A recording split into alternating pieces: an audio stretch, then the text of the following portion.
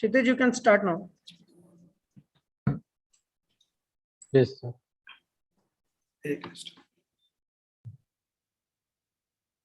Knowledge is the eye of desire and can become the pilot of the soul. A warm good morning to everyone. I, Yash Pathak, the moderator of the session, presenting on the behalf of Department of Law, Prestige Institute of Management and Research, Indore. I would like to welcome our esteemed guest, Dr. Rajan Kumar, sir, respected faculties, and all dear students. Today, as panelists, we have Assistant Professor Dr. Sunita Arya, ma'am, Assistant Professor Kamlesh Jain, sir, Assistant Professor Navrati Dongre, ma'am, Assistant Professor Rahul Nima, sir, and student coordinators, Mr. Nishan Jain and Mr. Kshitij Rajpur. The members of the EML committee, Ms. Garima, Ms. Kashish, Ms. Kiran, Ms. Muskan, and Mr. Vinny. It is my great honor to welcome our guest, Dr. Rajan Kumar. Sir has pursued PhD from the School of International Studies, Jawaharlal Nehru University, New Delhi. Sir has done courses on research methods and international conflicts from University of Kentucky, USA. Sir taught 2 courses on American politics and culture and politics in third world countries in the University of Kentucky as a teaching assistant. The areas of interest of Sir are theories of international politics, foreign policy of India, politics and society in Russia and Central Asia, BRICS, quantitative and qualitative research methods. Sir has published books named Locating BRICS in the Global Order, Perspectives from the South. Second, Reemerging Russia, Structures, Institutions, and Processes. Currently, Sir is working as an associate professor in the School of International Studies, Jawaharlal Nehru University, since December 2006. Mere words are not enough to express the glory of Dr. Rajan Kumar, sir. In today's session, Sir is going to enlighten us about the Taliban regime in Kabul and India's security concerns. If any of you want to ask questions during the session, you can write it in Q&A box. I request Sir to kindly take over the session. Thank you, sir. Thank you, Yash. Thank you so much. It's a great honor and pleasure to interact with all of you. And I have made a few friends here. And my warm greeting to Sunita ma'am, the principal of this institute, this university. Then Rahul, who is a faculty, Yash, student. And then Kamlesh Jain Sahab, he has been contacting me for quite some time. Kshitij is another student who has been contacting me. Garima, Muskan, Kashish, Navrati Dongre, Sunita, Nishant, all of you, please, I cannot take all the names, but thank you so much for having me here. And I'll try to do a little bit of justice because, you have invited with so much of expectations. So, keeping in mind the issue is the regime of Taliban and India's security concern. So what I'm trying to do today is I'll give you a broad background of the history, how this entire process started. What you see in Afghanistan is not a 10 years or 20 years or 30 years history. What you see in Afghanistan is actually 200 years history. It started from what we call a great game. I'm not going to the Mughal period. Although I'm a student of history, I can very well go to Mughal also. But I'll start from the great game. What is great game? How this entire thing started in 19th century. And then how it when it came to 20th century, then again, you had different kind of interventions. And finally, what you saw, the rise of Taliban, then American invasion or intervention. And finally, what you saw, withdrawal of Taliban and the issues. So the focus would be primarily on the modern part, but again, I'll take you to the history a little bit so that you have a broad idea of how this entire situation has evolved in the last 2 centuries or so. All right. So can I share my slides so that it would be easier for many of you to have a look? Can I do that? Yes. Or anybody who is the host? Yes, sir, you can do. Okay. Okay. All right. Okay, can you see it here? Yes, sir. All right, lovely. Just a second, give me a second. Yeah, all of you can see it and hear me very clearly, right? I'm starting now. Yes. Okay, Yes. Thank you. So these are the key points of discussion today. I'll be talking about the Great Game, how this Great Game started in the 19th century between the Tsarist and the British Empire. I'll go to the rise of Taliban, that how Taliban became popular and famous in Afghanistan, and it was hated in other parts of the world. Then I'll come to this, why did Biden decide to withdraw from Afghanistan and what were the reasons for that? I'll also discuss the implications for the broader security in the region. And when I refer to region, it basically includes Eurasia, which includes Central Asia, Mongolia, China, and then also South Asia, which is Pakistan and India, of course, and Nepal, and also a little bit of Iran. So, the regional implications, all these countries will have to face some kind of radicalization or drug issue or issue of terrorism. So this Taliban is not confined to just Afghanistan. It will have a larger regional implications. If not international, then definitely regional. So I'll discuss those issues, and finally I'll come to what kind of impact it might have on India. So these are the broader issues that I'm going to talk today. Let me take you to the history. One of the problems in Afghanistan is that nobody has learned from the history. And as they tell you that those who do not learn from the history are doomed to repeat it.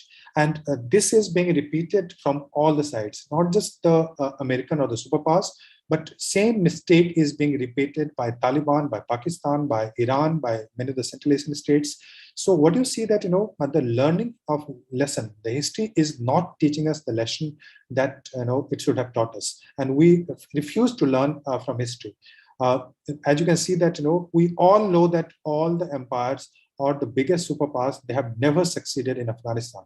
But even then, America decided to intervene. And not only America decided to intervene, if you see today, Pakistan is very active, and Pakistan thinks somehow that it can control the regime of Taliban. And China is very active because China is the emerging superpower. And as you know, there is a tradition that every superpower will intervene in Afghanistan at some point of time. British, Soviet, American, and now China emerging as superpower. So China is also very active. In fact, today I read the newspaper that first humanitarian assistance has been sent from China to Afghanistan. So China is becoming very active in Afghanistan now. So do you think, the question is, do you think the great game that we have witnessed is being repeated by different powers? All the superpowers ensnared in Afghanistan, they got trapped in Afghanistan. In last 3 centuries, we have seen that British, Soviet, American, they try to impose or they try to create a new world order in Afghanistan or new regime in Afghanistan.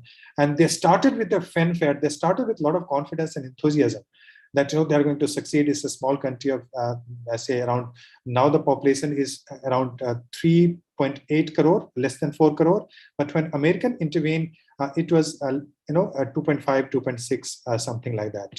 So that is a population. So most of the people think that it's such a small population, and they do not have technology, they do not have nuclear power, they do not have other weapons that America or the Soviet Union. So they think they can go and impose the regime, and that regime will succeed. Unfortunately, it has never happened in the last 200 years of the history of Afghanistan, and I'll tell you why it has not happened. Intervention usually begin with confidence and end with catastrophe, whether it's British Empire, whether it's Soviet Empire, or it is the American Empire. They go with confidence, but they come with catastrophe. That is exactly the reason in the TV, media, etc. You might have heard some of the people are saying this is the graveyard of empire. Why do they say it's graveyard of empire? They tell you that this is a graveyard of empire because most of the empires, they have spent a lot of resources in terms of army resources and also in terms of material, like giving aid, financing, etc. They have done it, but none of them have succeeded, and they have lost very badly right since the 19th century. Here is the great game, because all of you might be using the term great game. Suddenly you go to the interview and you say that a great game is happening, and a teacher like me will ask you, what is great game? So the moment I ask you what is great game in the interview, please remember that you'll use the term that this was first used by Rudyard Kipling, and all of you know the Jungle Book, right? You have seen the movie. If you haven't seen the movie, go to the internet and Netflix. You can watch it now.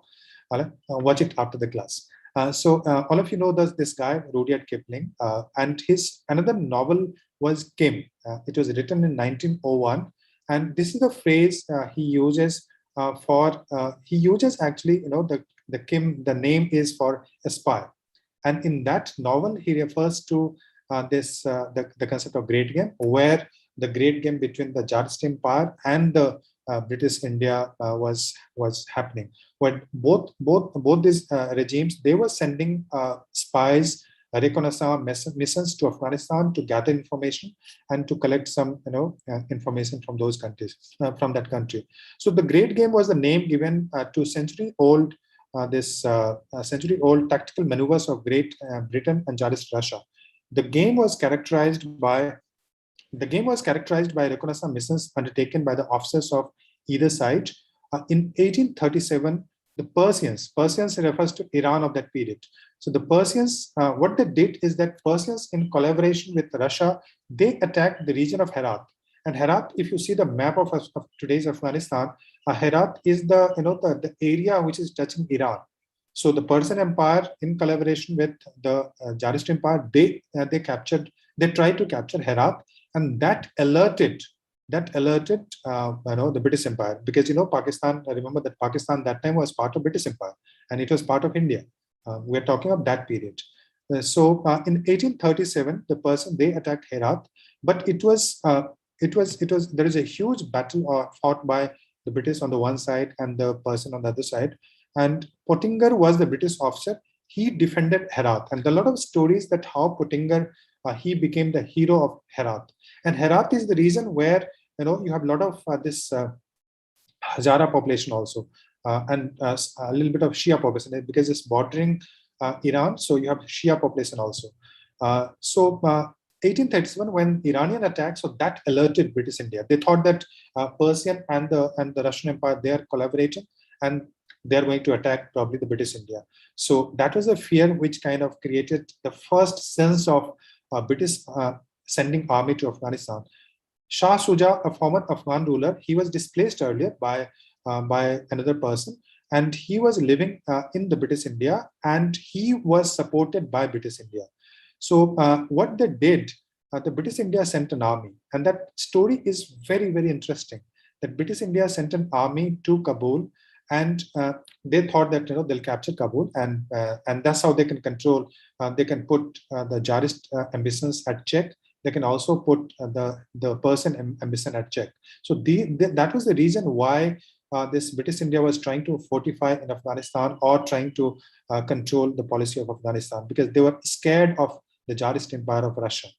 And when they sent the army, British army, one of the problems that Afghans were complaining, if you read the Afghan literature, the local history of Afghanistan, so local people in Afghanistan, they were inflamed and very angry because of the alcoholic and womanizing behavior of the British troops in the garrison established to secure Shah Shuja. So what the British did in the first Afghan war, and the first Afghan war is the Great Game. You have 3 Afghan wars, and the first Afghan war was 1839 to 42. Here, Dost Muhammad Khan, he was replaced by Shah Shuja, and the British sent the army, and a garrison was created in Kabul in support of Shah Shuja, and that was in 1838. And the army of Indus, it was basically the British army. So they sent 20,000 soldiers, including double the number of the camp followers, because when army is going to some place, you have to have the people who can cook, the people who can clean clothes, the doctors, etc. So 20,000 army supported by 40,000 of camp followers and some other people also. They were sent in 1839. Sorry to disturb, sir. Rajan, sir. Yeah. Sir, I think your PPT is not visible. Can you see it now? Yeah, sir. Thank you so much. Okay. All right. So the army of Indus, the comprising of 20,000 soldiers, they were sent to protect Shah Shuja, because Shah Shuja was replaced. Shah Shuja replaced the Dost Muhammad Khan, who was the ruling king of that time. So British imposed its own king, and they thought with Shah Shuja being the ruler, probably the policy of Afghanistan can be controlled. And that was also the period when this Khanates of this Tashkent region, Samarkand region, etc. These were the regions being captured by the Soviet Empire. So this mounting Russian threat woke up the British Empire from the slumber of masterly inactivity. So because of the the Tsarist Russia, because of that threat, British started interacting in Afghanistan, sending troops there and trying to protect the regime of Afghanistan. This is the interesting one figure, one image, which tells you that how the Afghanistan is always controlled by two set of animals actually. One is the lion. Lion is symbolic of the British Empire, and you have the Russian bear, bhalu. The Russian bear, because bear is Russia. This is the national animal of Russia. So the bear on one side and the lion on the other side, and this guy is this guy is Shah Shuja. So how he was kind of sandwiched or kind of trapped by the two big powers in the neighborhood. This is very interesting. This is one painting. This is not the real image because we are talking of 1838. There's no camera, etc. So, but this is the painting based on what happened in Afghanistan during the first British invasion in 1838. He, out of the figure that I told you, out of 20,000 soldiers and 40,000 camp followers, which were sent to Kabul by British Empire. And remember one thing, that when I'm sending you the British sent army to Kabul, so they didn't send from New Delhi because it's not today's India. They sent it from Jalalabad or Peshawar.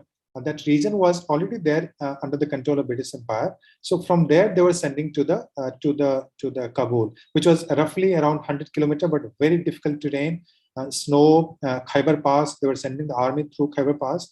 So what happened, after this, the battle or the British, when they sent the army for some time, they were able to capture or they're able to replace the ruler there.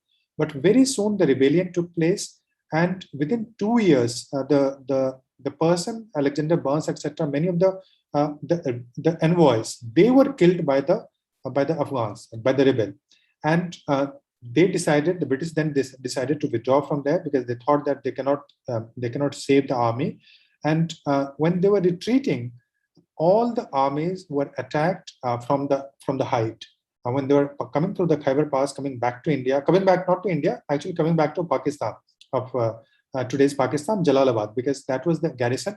You can see the picture there. That picture is the picture is Jalalabad, where there was a garrison in and British army were retreating from Kabul to this garrison, but in the process, all of them were eliminated. And this guy, the assistant surgeon William Bryden, he was the only person who returned from that Kabul to the British garrison in Pakistan today.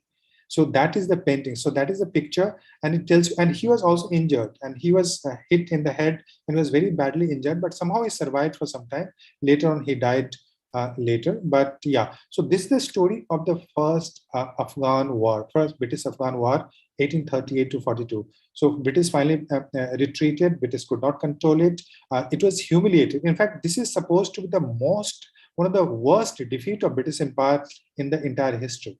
All right. So this defeat, because you are fighting a tribal rebellion, but you are being defeated. So that became the first British Afghan War, and that is the first great game that we are referring to. The second, the second one started again 40 years. What is happening if you see first Afghan War, second Afghan War, third Afghan War? So this is like, a 40 years match. So after 38, you can see that the second Afghan War is happening in 1878. You can see the third Afghan War or the third is happening exactly 40 years after this, which is 1918 and 1919. So first, second, and third.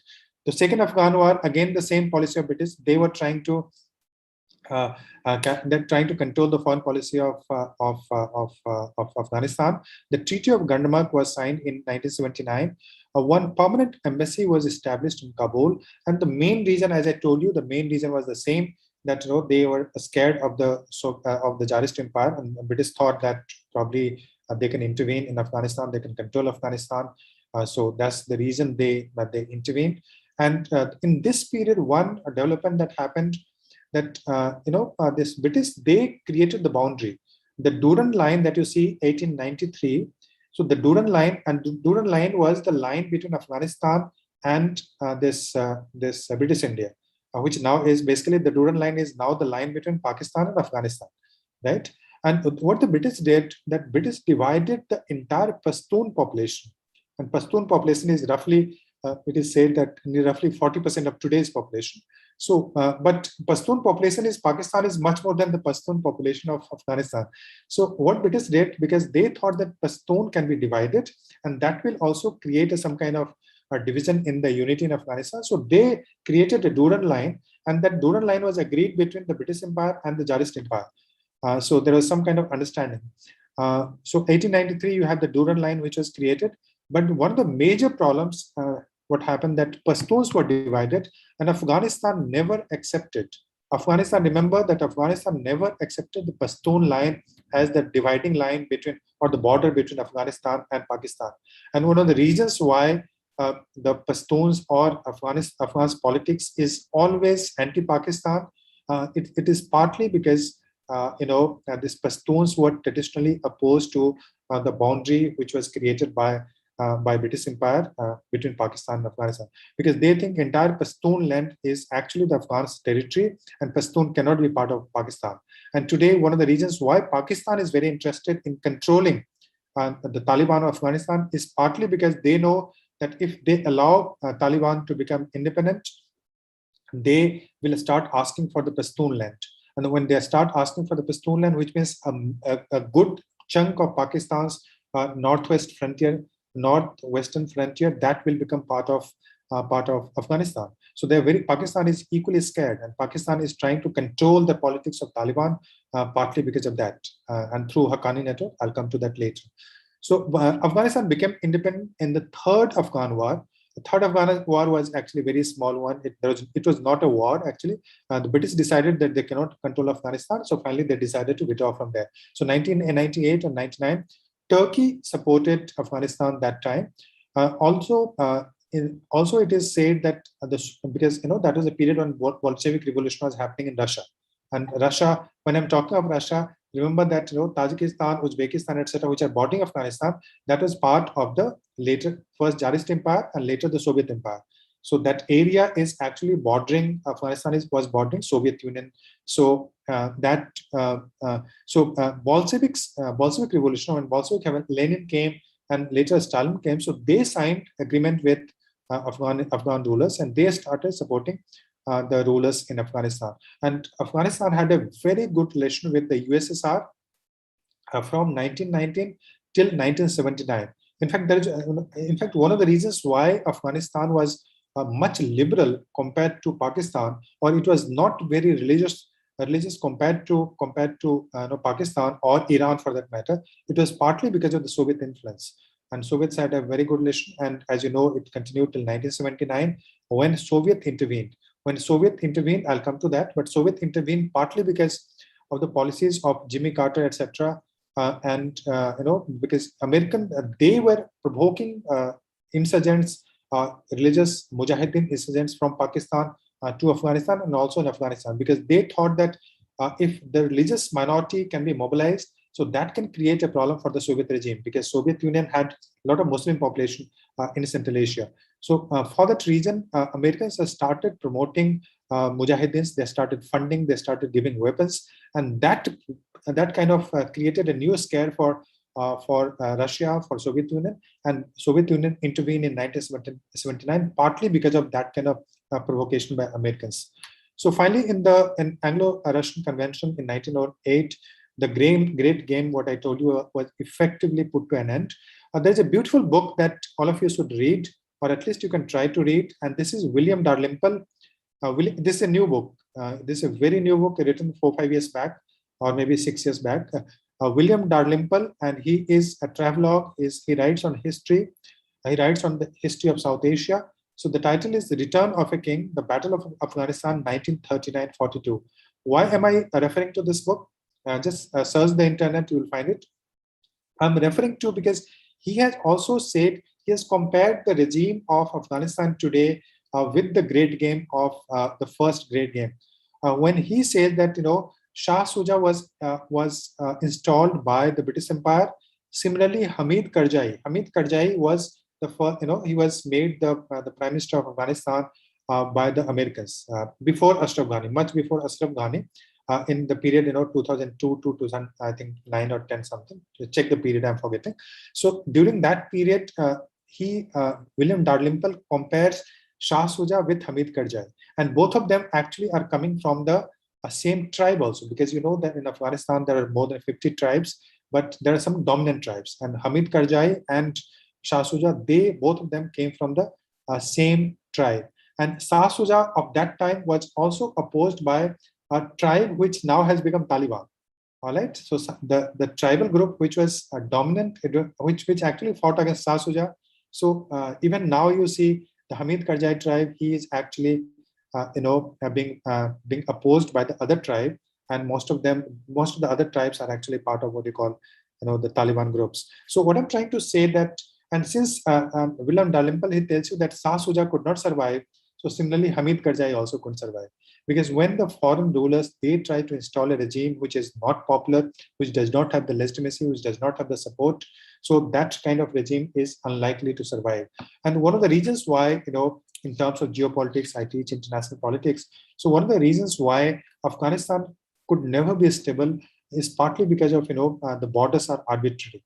Border, as I told you, that borders are not very well defined. The Duran line, there are border issues with Tajikistan also, and there are too many tribes, and there is an absence of centralized authority.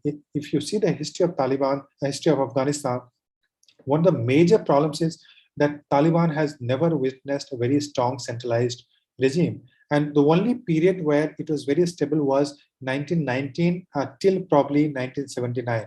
But before that and after that, it was always a troublesome region. And because Afghanistan is surrounded by a very powerful empire, China on one side, Russia on the other side, India, British Empire, and now India, Pakistan, and Iran, etc. Now, so it is always has become a playground for great game politics, and that's why it has never been stable. Unfortunately, Afghanistan is also not a homogeneous society. Let me tell you, even the what I call Pashtuns are also divided. Pashtun is not a monolithic entity.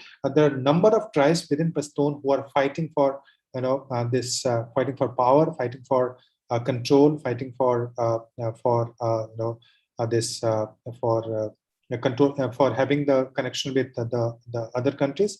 So tribals are always constantly fighting. A centralized authority has never said.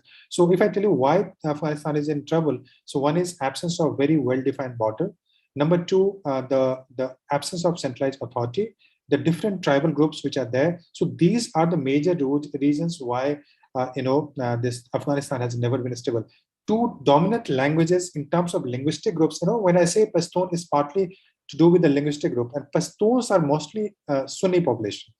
All right, and Pashtun is the language which is spoken in Afghanistan, but also there are other languages. One other language is Dari, and that is like that is spoken. That is very close to Persian, because Iran had always an influence in that region.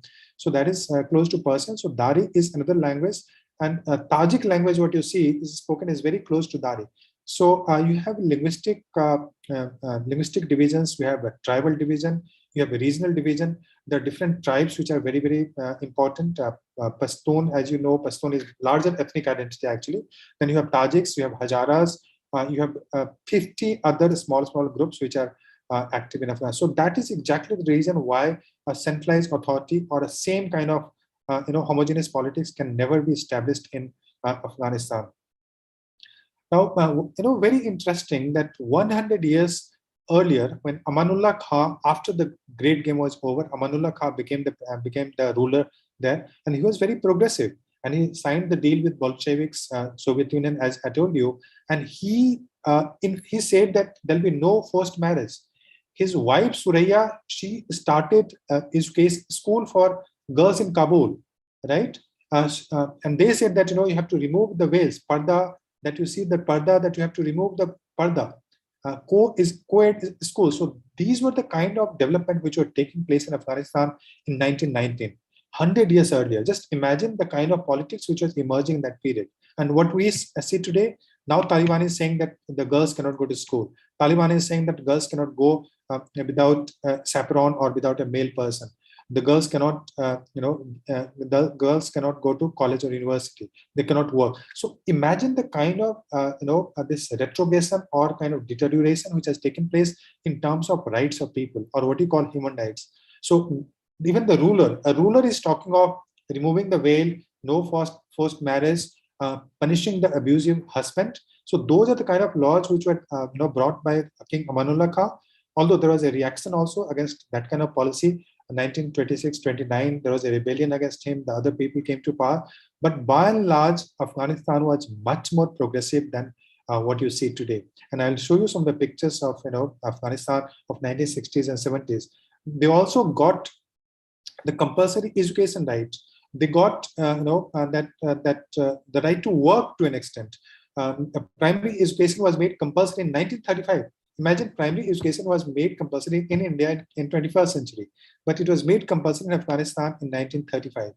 So, and Shah Mahmud, 1946 to 53, he started the free election, reasonably free press, and so-called liberal parliament. So these were the kind of institutions which were developing in the early 20th century and continued till 1979. Prime Minister Daud Khan, he took a stronger line on Pashtunistan, and he turned to USSR for economic and military assistance. Because, try to understand the politics in Cold War, what is happening. Because Afghans are asking for Pashtunistan, Afghans are not recognizing that the division of Pashtun into Pakistan and Afghanistan. So Pakistan in the Cold War period is becoming part of that American alliance system. So Afghanistan didn't have much choice but to take support from its neighbor, which was USSR. So Afghanistan was tilting towards USSR from 1953 to 63, and finally, as you know, the Soviet intervention took place. As you know, Soviet intervention. This is the image of Soviet withdrawal. This image is actually the Soviet withdrawal when the tanks were being taken back to the Soviet Union in 1979. The Soviets remained in Afghanistan from 1979 to 1989. So for 10 years, compared to Americans were there for 20 years. So this was a picture of withdrawal. One of the, in the Soviet, because the geopolitics was that Pakistan was with the American camp, and Afghanistan was getting closer to Soviet Union, and Afghanistan in that period was also closer to India. Why? Because India was closer to Soviet Union. So the reason why we are so close to Afghanistan, people in Afghanistan, they really love India. Remember that. All right. It is said that even during the regime of Taliban, 96 to 2001, even during the regime of Taliban, it is said that during one period, probably from 8 p.m. to 9 p.m. or 9 p.m. to 10 p.m., there were no terrorist attacks. You know why? Because it is statistical data that terrorist attacks were not taking place during one period of time, which was a certain 9 p.m. to 10 p.m. or a particular time, I don't remember. Because all the Talibans, even the Talibans were watching a serial, Hindi serial, translated of course in Pashtun or other language, Saas Bhi Kabhi Bahu Thi, that famous serial of India, Saas Bhi Kabhi Bahu Thi. So all the people, because we had such a high influence of soft power in Afghanistan, and people really liked the Indian culture, Indian tradition, the way we project women, the way we talk about, the rights, liberty. So they loved our serials, the TV serials, TV soap opera. And Saas Bahu ka serial itna famous tha ki unhone usme terrorist attack hi nahi hota tha.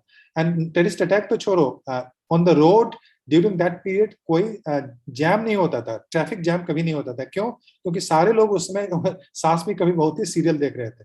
तो ये इस ढंग का situation, इस ढंग का हमारा soft part था अफगानिस्तान में, और ये बहुत ही हिस्टोरिकल है जो मैं बताने की कोशिश कर रहा हूँ. This was very historical. It is not a new thing because of the geopolitics, because of the culture.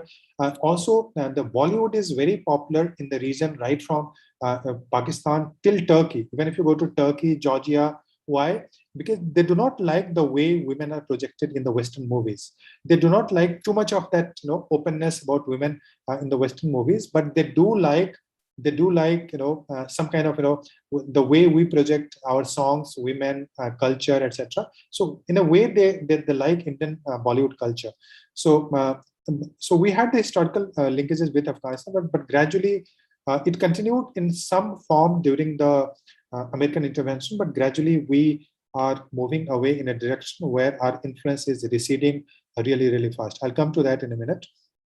So coming back to Mujahideen, this is the period, and I'm referring to the period from this 1991 roughly to 1996. So what is happening in that period? Soviet Union is disintegrating, right?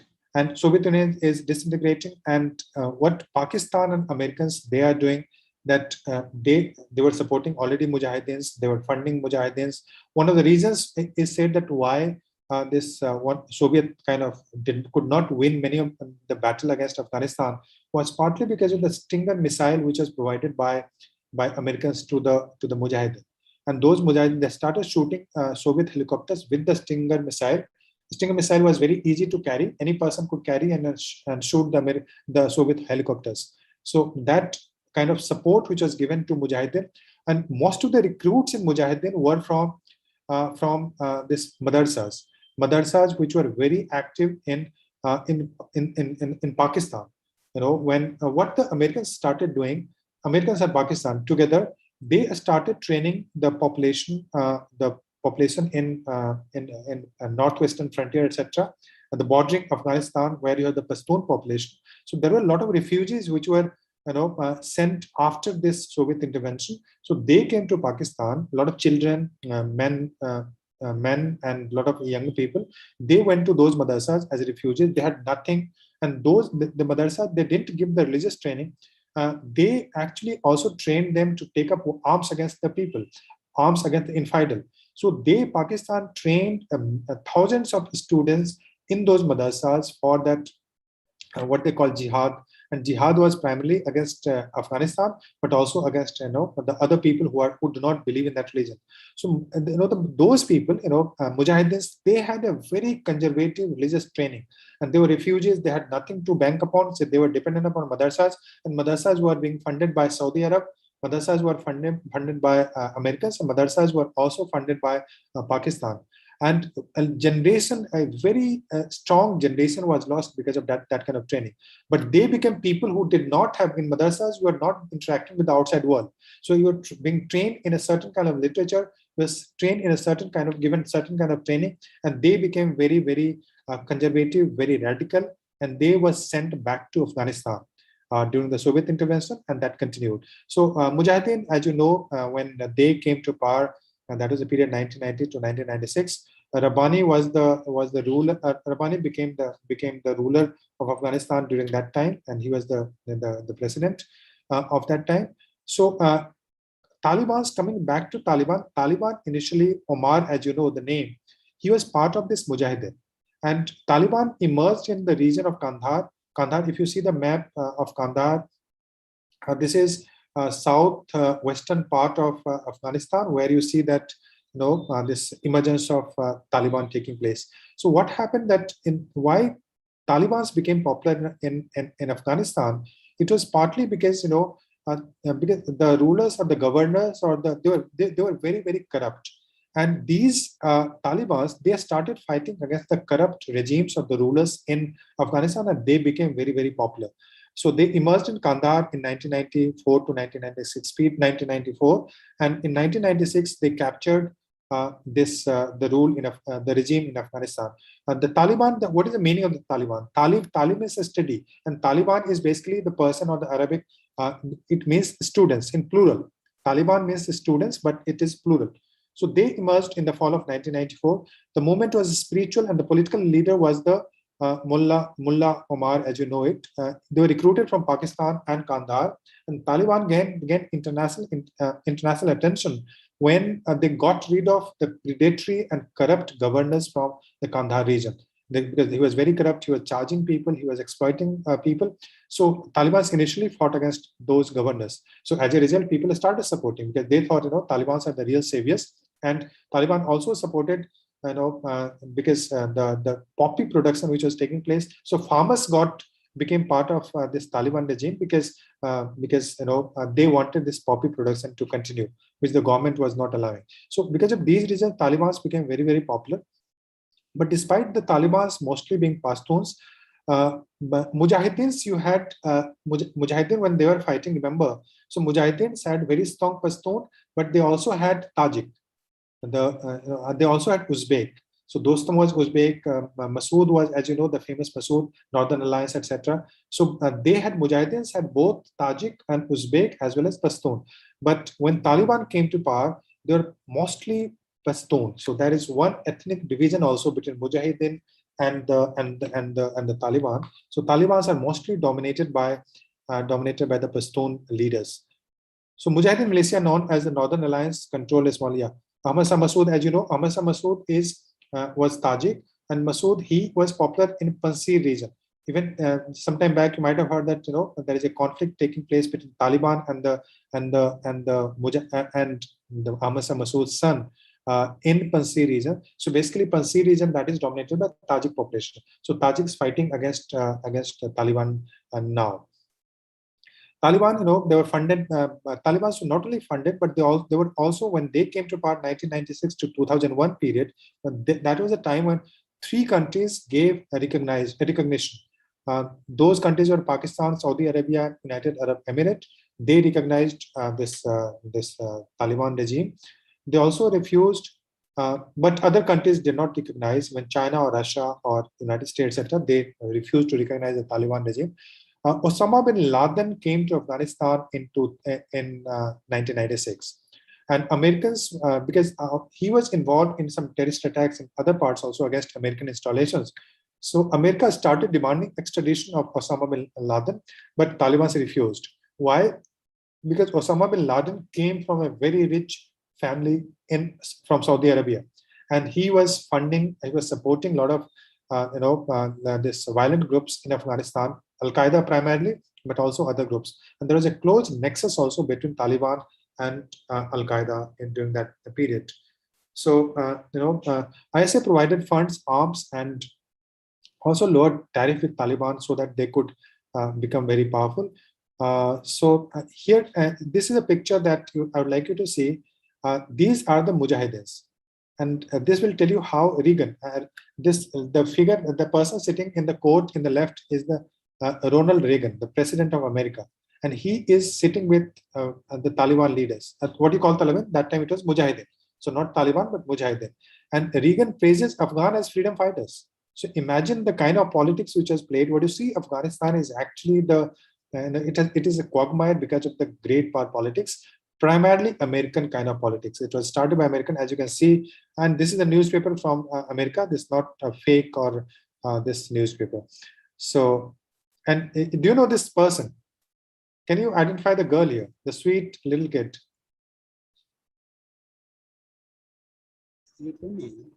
Yeah, as you can see the title here, this is Muska Najibullah. Muska, this is very interesting. The reason I'm showing you is very interesting. Muska was the daughter, and Najibullah was the ruler before Mujahideen captured power in 1991-92 in Afghanistan. Najibullah was the leader of Afghanistan. He was actually the prime minister of Afghanistan, prime minister or president, whatever it was that time. So he was the leader, and when Mujahideen captured power in Kabul, so 92 to 96 period, he was sent to the United Nations building. In the complex of United Nations, he was sent in United Nations complex in Kabul, but his family migrated to India. His family was sent to India, all right? And the daughter that you see it here, Muska Najibullah, she still stays in India. She has been living in India for the last 30 years or so. So what happened that in 1996, although Taliban promised that they won't harm this person, and normally when you go to a UN complex, the other parties were not supposed to come into UN complex because that is supposed to be an autonomous region.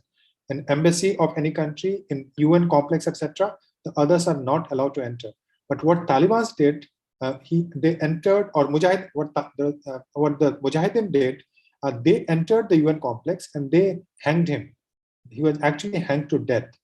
And then his daughter is still staying in India, as you know. So we had that kind of connection, that when because we were very close to that Afghanistan regime before Mujahideen. So his family was brought to India, and she is still living. And even today, there are more than 50,000 people from Afghanistan living in India, and they have even the visa, etc. 50,000 more willing to come. Just I was reading the newspaper today. They have applied for the visa, Indian visa, and they want to come to India because of it. So we have very strong people-to-people interaction as far as Afghanistan is concerned. Yes, because of Taliban, that thing has changed, and I'll tell you the reasons for that. What now? Burqa. The burqa. They are saying that everybody has to wear burqa. everybody has to wear in a certain dress. And but as you can see that, the Miss Afghanistan, that kind of this beauty pageant were taking place in Afghanistan. All right. And the Malala picture when she was sought for promoting that, for asking for the education of girls in the school. Yeah, and this was the kind of image or the picture. This is the Kabul University students of 1960s and 70s. Just imagine that if the control of religion increases, how the religious people will behave in a country. And mark my word, this is not about one religion. It is happening all over. If you allow religion to control, so in the name of culture, they control women the first, they control your progressive ideology, and it becomes very difficult for women to kind of enjoy their rights. So these were the women who were active in 1960s and 70s, and now what you see is burqa. So every girl is being asked to wear burqa in Afghanistan, and they are not allowed to. Even today, they are not allowed to go to Kabul University. The chancellor of Kabul University, just I read the statement, vice chancellor or chancellor, whatever it is, he said that women will not be allowed in Kabul University. So just imagine the kind of retrogression that has taken place in the last 30-40 years in Afghanistan. And it is primarily because of the radicalization of politics. It is primarily because of the increasing role of religion in any country. And all the religion. In US also, if you see what the US Christianity or Protestant, what they think they're very, they're very progressive. But in US, Texas, etc., in US, number of states have passed a law where abortion is illegal. All right, they will not allow women to go for abortion. Why? Because they think that women cannot have the right. Religion will control the body of women also.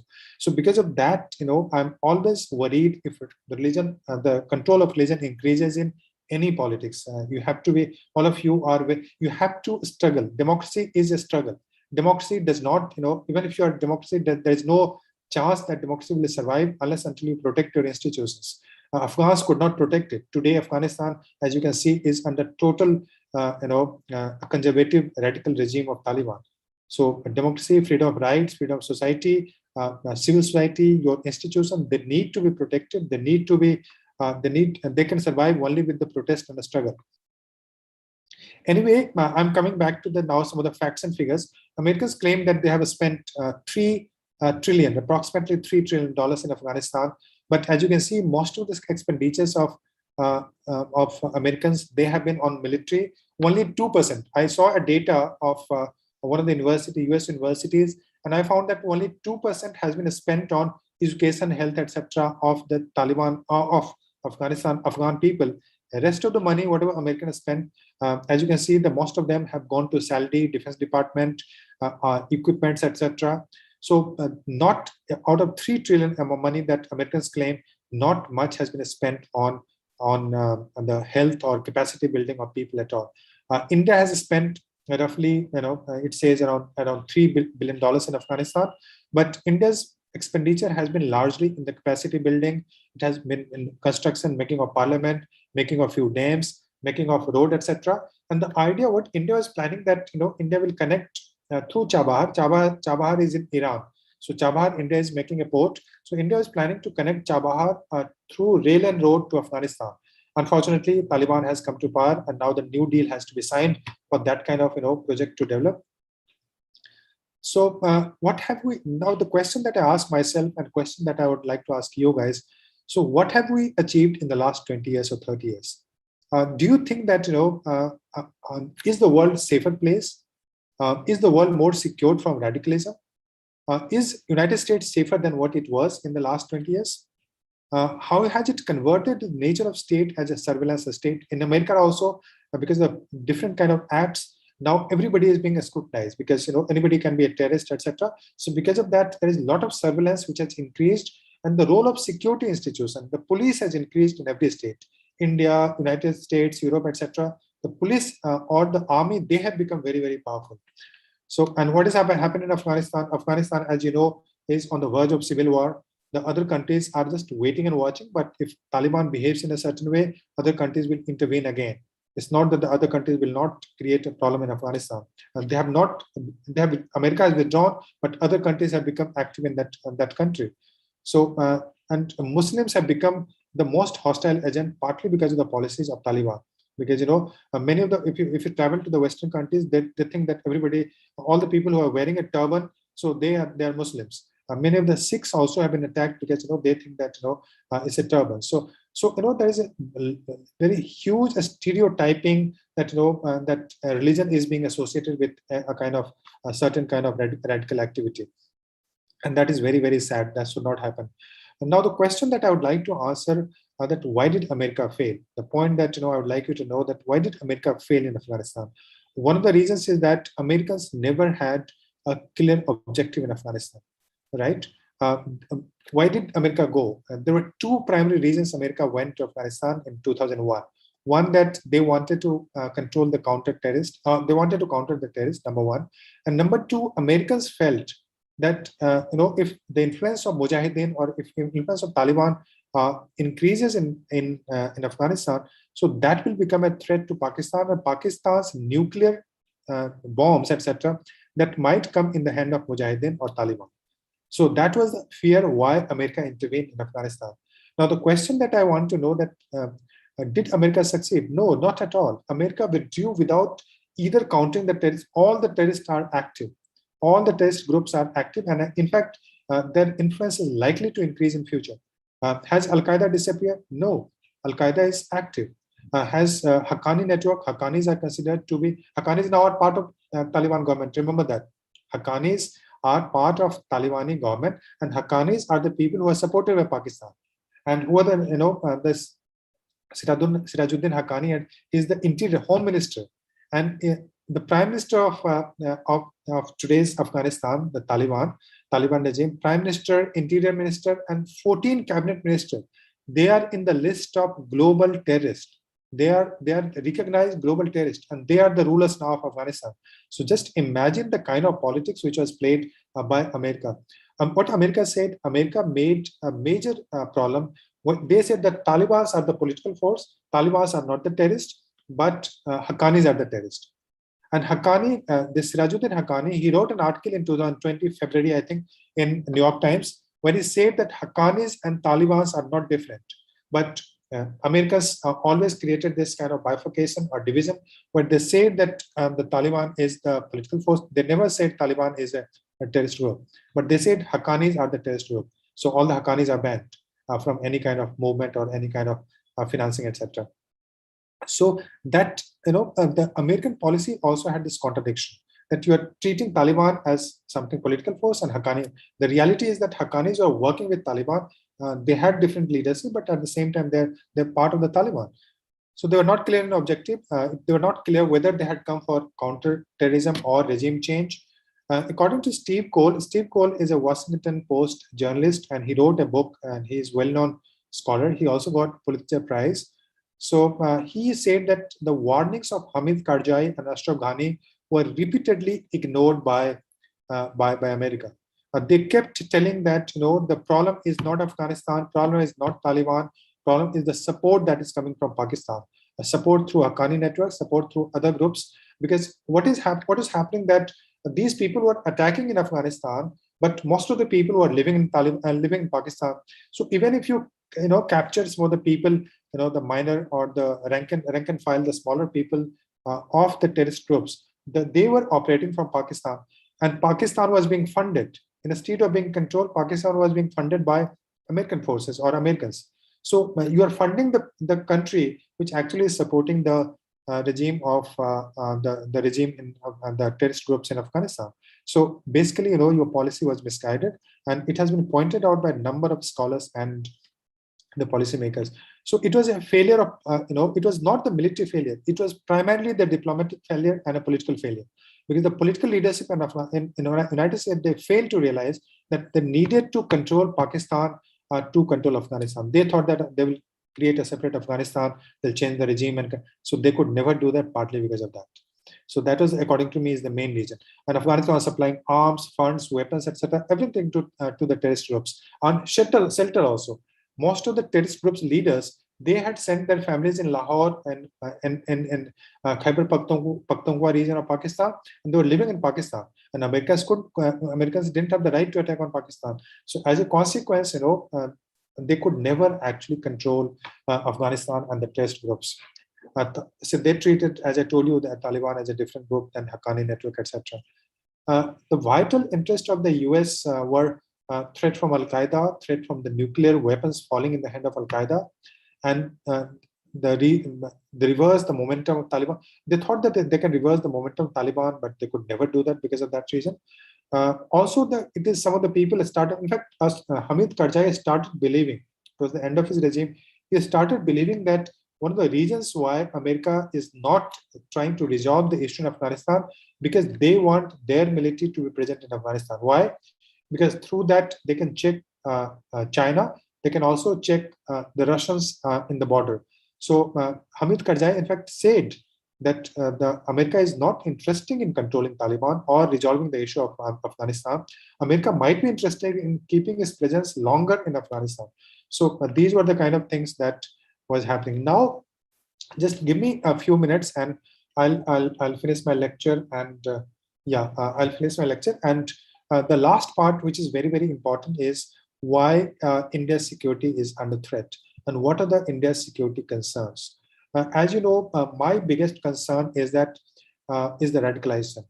What is happening that since Taliban, they preach a certain kind of ideology, and the ideology which is influenced by Deobandi, Hanafi school of, very conservative form of Islam. So that will impact not only Afghanistan, but that will impact the larger region. That will impact Central Asia, that will impact Iran, that will impact Pakistan, and also India. So if radicalization happens in one region, please remember that that has a direct influence on other region. And radicalization, what I'm saying that if one religion turns radical, the other religion also becomes counter-radical. So they want to counter through more radicalism. So it's not just about one religion, but other religion also become a radical. The second, in the kind of influence that we had in Afghanistan, as you know, we made the parliament of Afghanistan. We made the Salma Bridge and lot of dams, Salma Dam, and a lot of roads, etc. in Afghanistan, electricity project. We were taking a lot of students from Afghanistan. Even my university, my university had a lot of students, and I'm always constantly worried about some of the students who are still on my Facebook, but they are from Afghanistan. They are from Afghanistan, so I keep checking them whether they are fine or not. So they are silent. They are not happy at all. They want to come back to India or go to other places for further study, but they cannot travel, as you know, because of the travel restrictions, etc. So we were training a lot of students. We're also training some of the military of Afghanistan in Dehradun, etc. But all of that will stop after Taliban has come to power. Since Taliban, the biggest influence on Taliban is the Haqqani network, and through Haqqani, Pakistan. So Pakistan does not want any influence of India in Afghanistan. All right. So that's the biggest problem. And as a consequence, the investment that we made, those investments are under threat. 3 billion that I told you that we invested in Afghanistan over time. So that investment is under threat. We made schools, etc. So that is also under threat. ISI, the ISI, the Pakistani intelligence agency, that has become very, very active in the region. And they are trying to strike a deal between this Northern Alliance of earlier period in the Pansi region, etc. But ISI will become much more active. Now, what is happening that if ISI and Pakistan are active, so China becomes very powerful in that country. All right. So what do you see that Pakistan will work as a proxy of China, and Afghanistan becomes proxy of Pakistan. So there is a now new kind of nexus which has been created between China, Pakistan, Afghanistan. So India is feeling threatened. India's security interest, India's geopolitical interest, they are under threat because Taliban until now does not have. We do not have the direct influence of Taliban, and we also, because we did not agree. India did not agree to the American policy of good Taliban, bad Taliban. So we kept away from negotiations, etc., which were taking place between Taliban and the Americans in the last 2-3 years. We treated Taliban as a terrorist organization. We decided not to talk to them. So because of that, now our influence is under real threat, and we need to recalibrate our strategy to kind of to have a more influence in Afghanistan. Also remember that we can do it. It's not that we can't do it, because remember, Taliban is not a homogeneous group. Talibans are completely divided. And there are a lot of people, even in the Pashtun groups who would like to have a very, very close relation with India. One of the biggest fear that I have is that Talibans or the other terrorist groups can be used in Afghanistan to launch attacks in Kashmir and parts of India. And that is another threat for India, and that threat is real. We cannot say that that threat is not real. Because Al Qaeda is active, ISI. Till now, the focus of Al Qaeda has not been India. Focus of ISIS has not been India. But now, since Afghanistan, they'll not have much to do in Afghanistan, so they might turn to Iraq, they might turn to Central Asia, they might turn to Kashmir also. So there is a chance that this radicalization will increase and terrorist activities might get some boost from this kind of development. Radicalization, as I told you, that radicalization will certainly get a boost from this kind of development. ISIS in Iraq, they will be emboldened now. They think that if Taliban can defeat it, so now American forces have gone from Iraq, so they will also be more active in Iraq and Syria, etc. That will be a problem. The Al Qaeda might create a problem, as I told you, in Kashmir, because Kashmir, how far is Kashmir from Afghanistan? Not very far. Just 100 kilometers. We are nearly 600, 700, 800 kilometers from here to Jammu, but from Kashmir to Afghanistan is just 100 kilometers. If you see the border, just 100 or maybe 120, 140 kilometers. So they're very close in terms of geographical distance also. So that can create a problem. And now this China, in terms of economics, what China will try to do, China will try to link that China-Pakistan economic corridor with in Afghanistan also. So China is likely to enhance its influence in the region, and China has no problem with any country till they till they listen to China or till they implement China's policies. They're not worried about it. The only problem with China is that China's Xinjiang province, which is the western province of China, that has an issue. The Uyghur Muslim, they are asking for independence in China. And in the Eastern Turkestan movement, there is a terrorist organization in Afghanistan which is very active. East Turkestan movement. So that movement is very, very active. And the idea is to create a broad Turkestan, which will start from Xinjiang province in China and it will go till Turkey. So that movement is dangerous and they're very radical in terms of the attack, etc. So one fears that it might create a problem for China also. If China cannot control that particular terrorist group, EATM, so that might create. So China's biggest worry is that, and as a consequence, China is having a policy where China would say that you do not attack, you do not support the Muslims in Uyghur region, and I will not create a problem for you. I'll support you in the diplomatic forums in the United Nations if you do not attack China, if you do not engage in the radical activities in the Xinjiang province of China. So that these are the major concerns of China. But China, I can tell you for sure that China is very active and China's influence is going to grow in the next few years. Russia and Iran both supported the withdrawal of American forces from from Afghanistan. They supported because they thought that presence of America was a threat for their own security. But Russia is cautious. Russia is engaging with Taliban. Russia is trying to play a big role in Afghanistan today, but Russia is also careful and cautious. Why? Because Tajikistan is the border of Afghanistan. So Tajikistan, Russian army is there. The Tajik border is protected by the Russian forces. Tajikistan is part of CSTO, and Tajik border is protected by Russian forces. So they fear that if radicalization increases in Afghanistan, so that would be a major challenge, major threat for security in Tajikistan, in Uzbekistan, and through Uzbekistan, Tajikistan to Chechnya, Dagestan, etc. Chechnya is a province in Russia which is very radical, where Islamic movement was a problem in 1990s. Even now is a problem, and a lot of people from Chechnya, etc. They went for training. They joined ISIS and Al Qaeda, and they went in Syria, Libya, etc. So Russia fears that if radicalization increases in Caucasus, so that will pose a threat for Russian security. So Russia is cautious. Iran Iran is also cautious. Iran supported withdrawal of American forces from Afghanistan, but Iran also fears that if Taliban's influence increases, so that will create a problem for Iran also. And you have in Herat, in western part of Afghanistan, you have a lot of people who are Shia population, and Talibans are very hostile towards Shia population.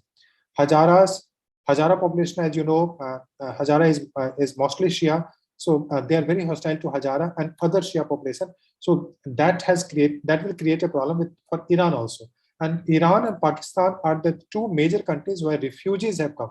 There are million of refugees are there in Pakistan and in Iran. So they fear that if radicalization increases, if more refugees start coming, the borders are very pervious. Borders are not very well protected, so they cannot control cannot control the refugees, and refugees are a problem everywhere, as you know it. So from Iran's perspective, from Russia's perspective, these are the major challenges. From India's perspective, the radicalization, terrorism, the activity of Pakistan and China and Afghanistan, our installations there, and high influence and drug trafficking. As you know, the drug is a major problem. That it is said that 60 to 70% of drug to the entire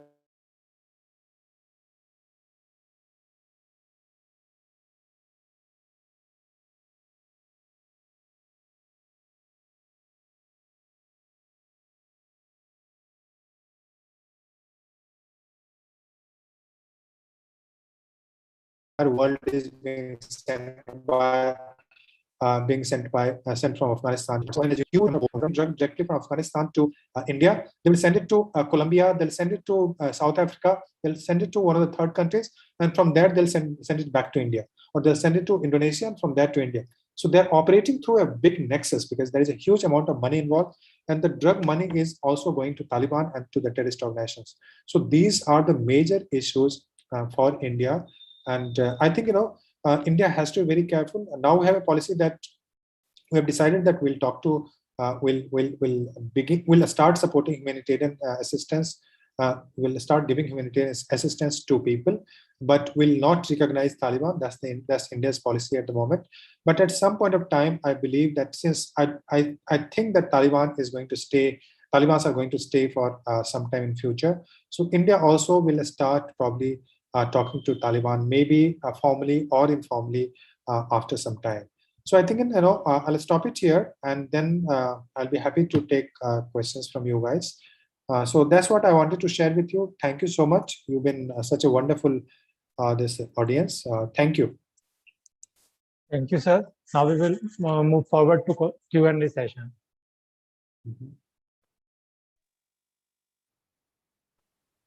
So question from Ronak Raghuvanshi. After the Taliban takeover on Afghanistan, now what will be the future of Afghanistan's membership in the SAARC Nations Association? Okay, can I take 3 questions and I'll ask each one of them together? Any other question? Or now all of you know what is Great Game, right? And yes, Rudyard Kipling, याद रखना हाँ, Rudyard Kipling ने बोला है Great Game के बारे में. ये आपके पूछ सकता है कोई. ग्रेट गेम क्या है वो समझ में आ गया. ग्रेट गेम बेसिकली वो रेफर करता है जारिस्ट रेजिम और जो ब्रिटिश रेजिम है उसके बीच में जो पॉलिटिक्स और कॉन्फ्लिक्ट चल रहे थे. उसको 3 वार हुए थे हर एक 40 साल में. हमने देखा कि पहले फर्स्ट अफगान, सेकंड अफगान, फिर जो थर्ड हुआ. Alright, so that is about the great game. America का क्या इंटरेस्ट था? अब मैंने बता दिया कि उसका इंटरेस्ट था कि अफगानिस्तान में कैसे कंट्रोल करना है. उसका इंटरेस्ट था कि न्यूक्लियर वेपन हो उनके हाथ में ना लग जाए, और दूसरा था कि आपको कि जो टेररिस्ट ग्रुप है वहां पे वो नहीं करें, और जो टैसिट जो छुपा हुआ इंटरेस्ट था कि उसी बहाने हम I can control Pakistan. American wanted to control Pakistan, American wanted to control Russia, American wanted to control China. लेकिन उनको पता चला कि ये तो हो नहीं सकता है, ये that is not happening. So that is the major issue. और फिर इंडिया का क्या इंटरेस्ट था ये सब मैंने आपको बताया. तो ये चीज आपको अब ध्यान में है, तो उससे संबंधित कोई अगर डाउट आपको है तो प्लीज पूछिए. फर्स्ट क्वेश्चन इज अफगानिस्तान का सार्क का membership, so I will answer that question. और क्या क्वेश्चन है पूछिए. सर एक सवाल मेरा भी है राजन सर. हाँ पूछिए. मैं ये जानना चाह रहा था कि सर मतलब ये सारे हमारे कंसर्न तो अपनी जगह हैं, लेकिन सर क्या हमारे लिए कोई पॉसिबिलिटी भी है वहाँ पे, या अगर हमारी गवर्नमेंट कोई ऐसा स्टेप ले जो हमारे लिए बेनिफिशियल हो सकता है? मतलब सारे कंसर्न तो आपने हमको बताया कि पाकिस्तान है, ISI और तमाम सारी चीजें, लेकिन कुछ अगर हम कोई स्टेप ले तो हमारे लिए कुछ वहां से फायदा हमको मिल सकता है या हमारी चिंताएं थोड़ी कम हो सकती है, ऐसा कुछ? ओके, 2 क्वेश्चन हो गए, और पूछिए। Yes, sir. Sir, Yes. question from Bhumi Mishra. What would be the problems India is going to face if they decide to start war in Afghanistan against Taliban by repeating the history what they did in 1971 in Bangladesh, because there are so many refugees coming in India? Okay, India का possibility war with in Afghanistan. ठीक है, तो इस तीनों को answer करने दीजिए, फिर बाद में आप लोग सोचते रहिए तब तक।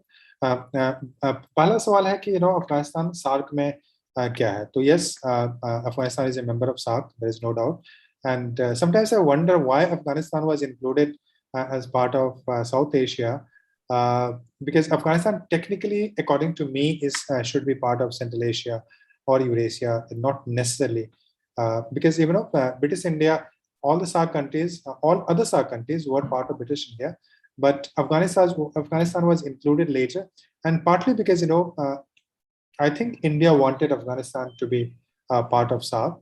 But SAARC, as you know, SAARC is not active at all. SAARC in today's context is not active. Most of the meetings are being cancelled now. In the previous meeting, because it was supposed to take place in Pakistan, and Indian Prime Minister, because of the conflict that we had in Pulwama, etc. We decided not to go.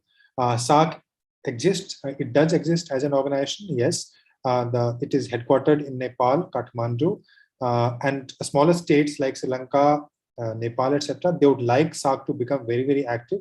But one of the reasons why SAARC has not been active is a conflict between India and Pakistan. And India also thinks that the smaller states can gang up against interest of India. So India has also not been very vocal about SAARC, and Pakistan uses SAARC for its own purposes. So because of that, SAARC has not been very active. What India promoted, if SAARC was not active, so India wanted to promote a regional organization. So India started supporting BIMSTEC.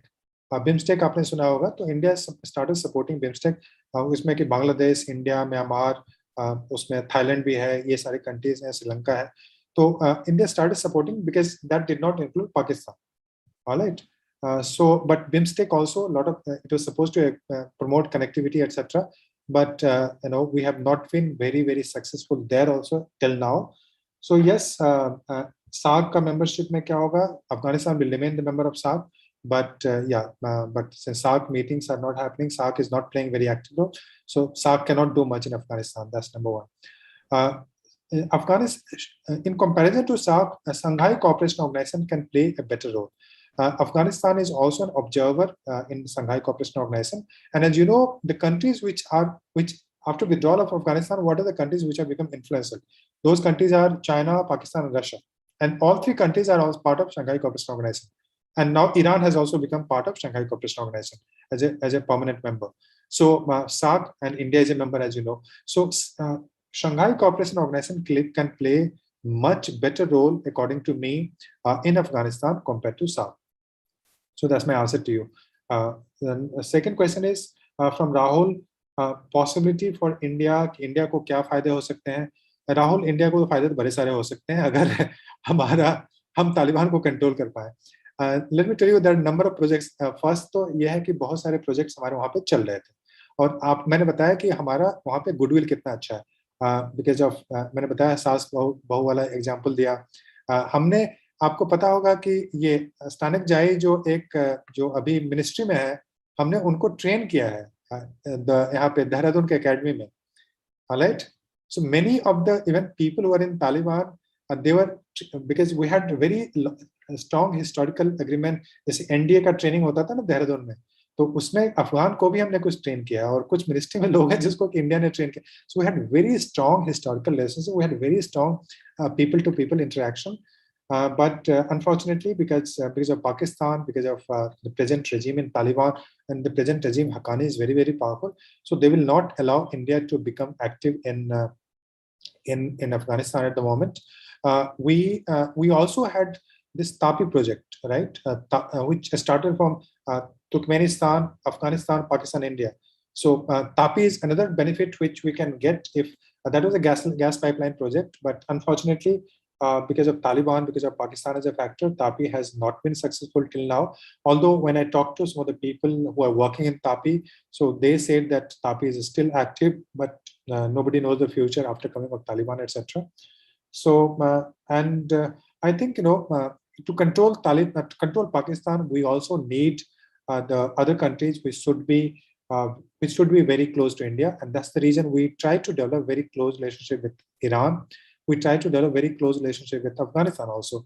But unfortunately, the present dispensation where Haqqani is very active, I do not see a very close cooperation taking place. But yes, as I told you, Talibans are divided. Many of the people in Taliban would like to seek support from India, and we can definitely put pressure on Taliban not to allow Afghanistan to be used for terrorist activities against India. What you do is your business. I'm not worried about Al-Qaeda and ISIS, but the moment these groups try to attack India, India will not be silent. Please remember that if the terrorist activities take place, India will be under pressure to engage in Afghanistan or engage with Pakistan. All right, and I'm talking about military engagement, not just talk and talk. So India would be under pressure to take some steps, because the kind of pressure that people are building up on our government to take action against terrorist activities. So India will be under huge pressure, and that brings me to third question by Misra, and that India's war with Afghanistan.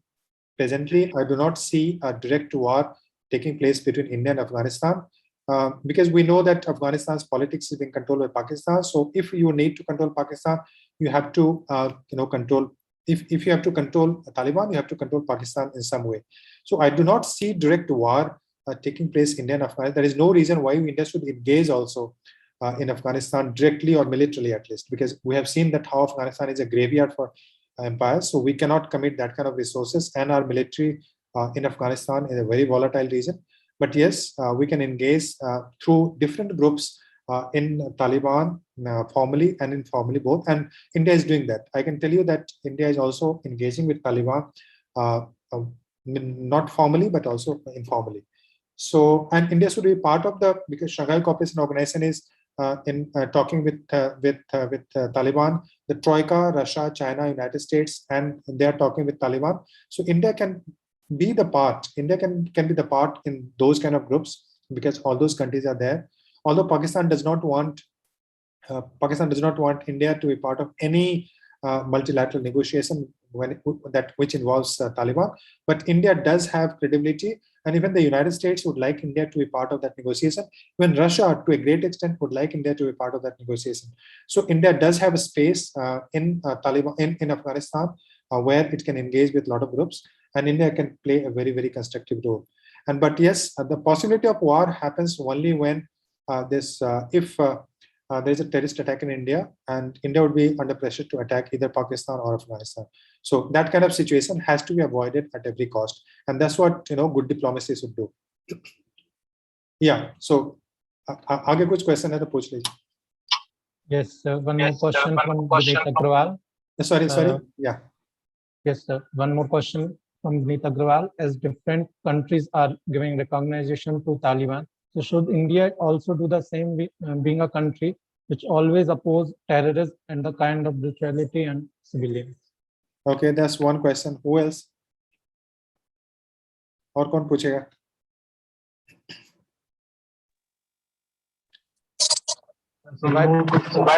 Swasti Chaturvedi. Hello, sir. This is Swasti Chaturvedi. My question is to you that will allowance of Afghanistan refugees into India negatively impacts our country? Tell me again, Chitesh. I missed. Will just a second, sir. Will allowance of Afghanistani refugees into India negatively impacts our country? Okay, allowing refugees. Yes, sir. Okay. What else? Any other question? Yes, sir. Question from Avinav. why countries are failed to rebuild Afghanistan? Why? Because there is some echo हो रहा है, उससे थोड़ा distance. बाकी लोग mute कर लीजिए. हाँ, Chitesh. हाँ, this echo is from Chitesh. Yeah. So yes, tell me again. What is the third question? The third question is from Abhinav Singh. Why countries are failed to rebuild Afghanistan? Why countries fail to Rebuild Afghanistan. rebuild? Rebuild, sir. Rebuild. Okay. Yes. Why countries fail to rebuild? Okay. अच्छा, 3 question answer कर लेता हूँ. First, recognition of Taliban to Taliban. Somebody said that I think Agrawal, Mr. Agrawal, yeah. So that why countries are recognizing Taliban. So let me answer you. Let me tell you that till now, not a single country has recognized Taliban in Afghanistan. All right. So the formal recognition has not been done by any country at all till now. The present government. Okay. So you be clear. Yeah. Media groups, a lot of groups created confusion. Even Indian Express, such good journalists, they created this confusion by saying that Taliban has been recognized by the United Nations. I told them that you are wrong, but they were not willing to accept. Now they kind of accepted that yes, no country has recognized Taliban. All right. So formal recognition has not come from any country, not from United Nations. Even Pakistan has not recognized as yet. Yes, but you are right that some of the countries are likely to recognize Taliban. Number one is, of course, Pakistan. Qatar is very much willing to recognize Taliban. China might follow Pakistan at some stage, so China might recognize Taliban. That might be followed by Russia, etc. But the general impression at the moment is that I have read about the US debate and the debates in the United Nations. The general understanding is that we should not be in a hurry to recognize Taliban. All right, because unless and until Taliban ensures 2-3 things. What is the concern of India?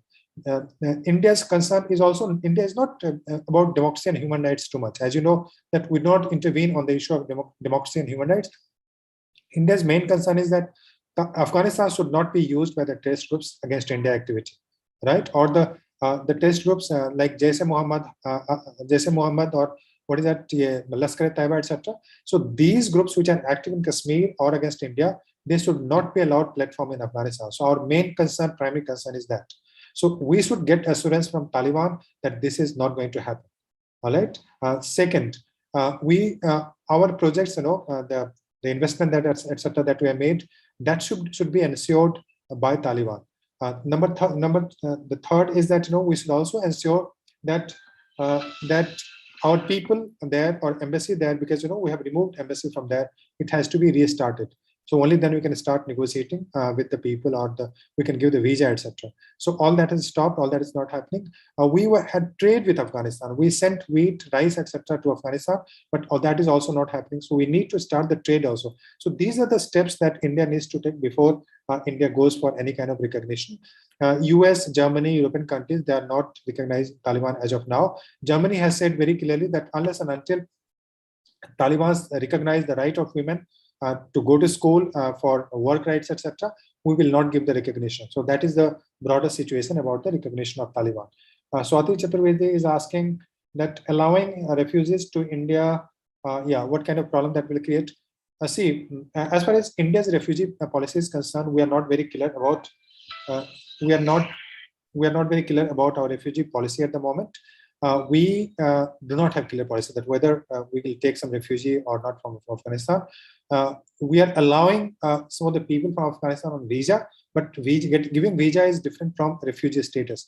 When you accept the refugees, then you have to kind of give them the place. You have to give them basic facilities, and the countries should take refugees.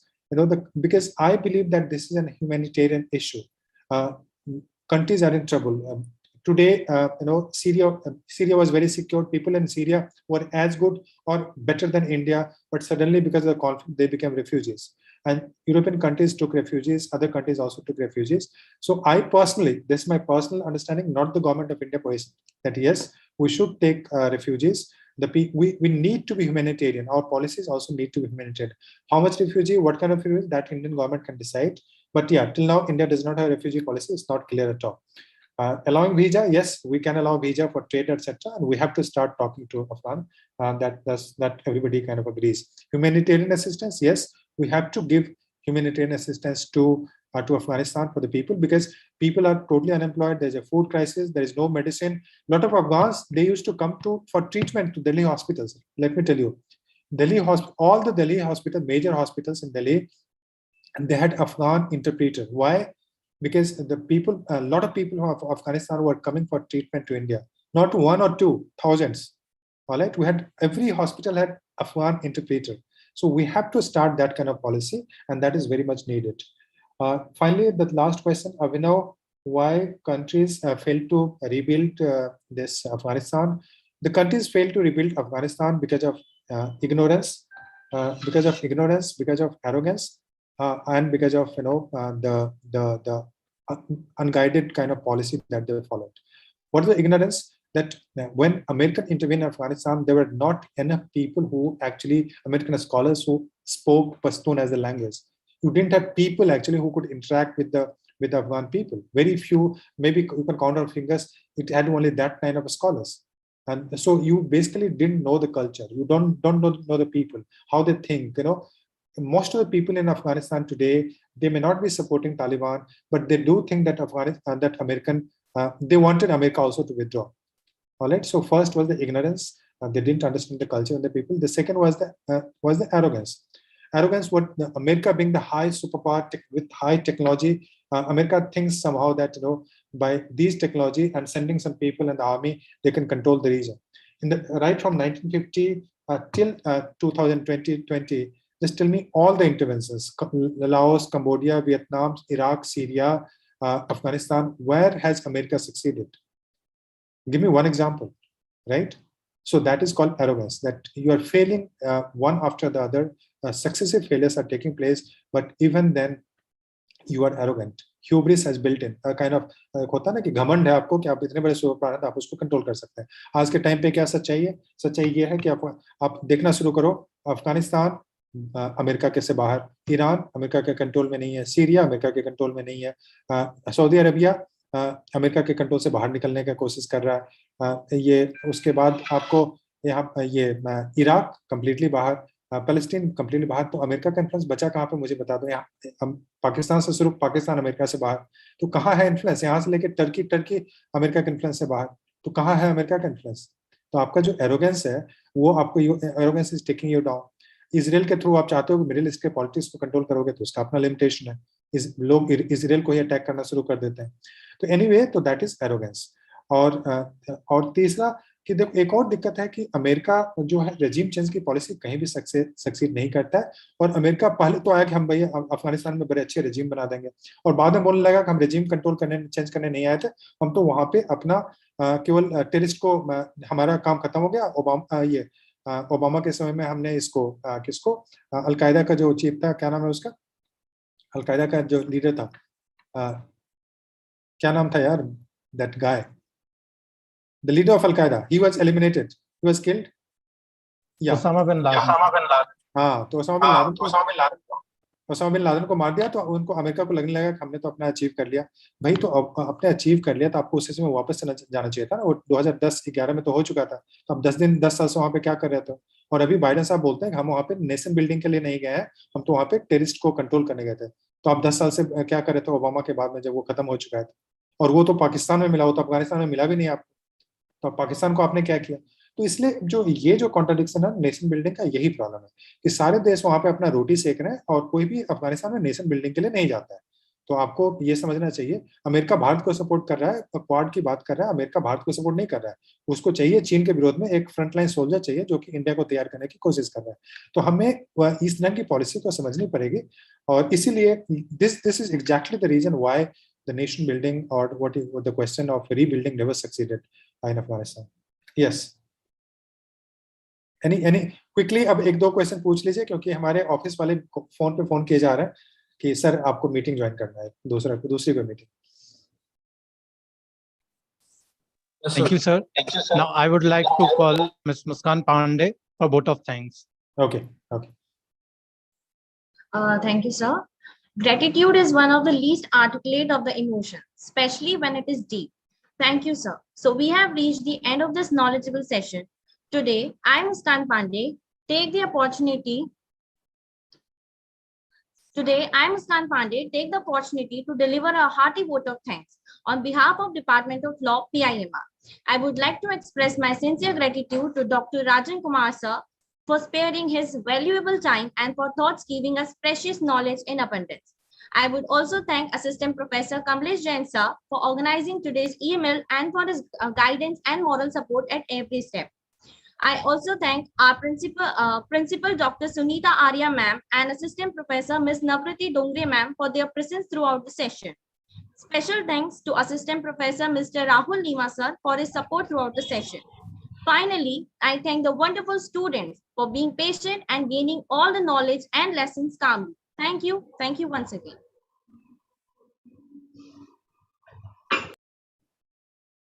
Thank you, sir. Okay, thank you all. Thank you, Sushila. Thank you, Rahul. Thank you, sir. Thank you, sir. Thank you, everybody. Thank you for great interaction. That you had. Yeah, I look forward to see you again.